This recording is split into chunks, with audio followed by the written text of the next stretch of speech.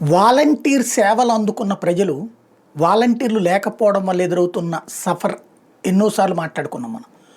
ఇంటి దగ్గరకు వచ్చే పథకం, ఇంటి దగ్గరకు వచ్చే పెన్షన్, ఇంటి దగ్గరకు వచ్చే కాగితం, ఇంటికి వచ్చి మరి పథకాలకి అరువుల్ని సంబంధించినటువంటి లిస్ట్ ఇచ్చింది కాస్త పోయింది. ఇది ఎక్కువగా సఫర్ అవుతున్నది గిరిజన ప్రాంతాలు, గిరిజన ప్రజలు.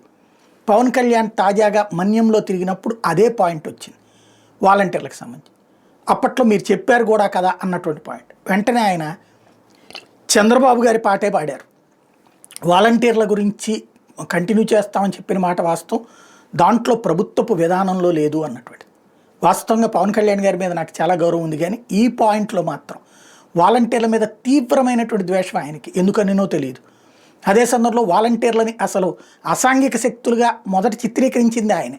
అదే సందర్భంలో వాలంటీర్లు అమ్మాయిల్ని అక్రమ రవాణా చేస్తారని మాట్లాడింది ఆయనే. ఆ తర్వాత మళ్ళీ వాలంటీర్లు నా సోదరులు లాంటి వాళ్ళు 10,000 రూపాయలు ఇస్తాము, చంద్రబాబు గారు కూడా ప్రకటించారు కదా, నేను గ్యారంటీ అన్నది ఆయన.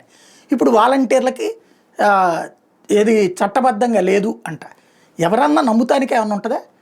వాలంటీర్కి చిట్ట చివరి రోజు దాకా జీతం ఇచ్చారు కదా. అవుట్ సోర్సింగ్ ఉద్యోగి, ఇప్పుడు కాంట్రాక్ట్ అవుట్ సోర్సింగ్ ఎంప్లాయీస్ ఉంటారు కదా, వాళ్ళకి ఏముంటుంది? జీవోనే ఉంటుంది. ఇది కూడా జీవో ఇచ్చారు కదా. ఆ జీవోని సవాల్ కూడా చేసింది కదా ఇదివరకు జనసేన హైకోర్టులో. జీవోని హైకోర్టులో జనసేన కదా సవాల్ చేసింది. ఆ తర్వాత తీర్పు కంటిన్యూ అయింది కదా, కంటిన్యూ చేసుకోమని చెప్పింది కదా. ఎలక్షన్స్ అప్పుడు కూడా జీవోనే కదా సవాల్ చేసింది, వీళ్ళు వాలంటీర్ల సిస్టమ్నే కదా సవాల్ చేసింది. మరి సిస్టమ్ లేనప్పుడు ఎట్లా చెప్పారు? సిస్టమ్ లేనప్పుడు 10,000 రూపాయలు ఇస్తామని ఎట్లా చెప్పారు? సిస్టమ్ లేనప్పుడు ఎక్కడి నుంచి వస్తుంది? ప్రతి ఏడాది ఎక్స్టెన్షన్ అన్నటువంటి జరుగుతుంది. ఇప్పుడు మొన్న టీచర్లు చేయలేదా? 11 నెలల తర్వాత ఒక నెల ఆపి మళ్ళీ చేయడం, వీళ్ళకి 11 నెలల తర్వాత కంటిన్యూ చేసుకొస్తారు, మళ్ళీ 11 నెలలు, మళ్ళీ 11 నెలలు. ఇది ఒక రొటీన్ ప్రాసెస్.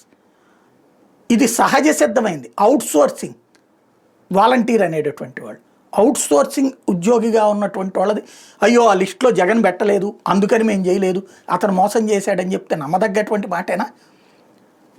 తన క్రెడిబిలిటీ దెబ్బతీసుకుంటున్నారు, ఆలోచించుకోవాల్సి ఉంది.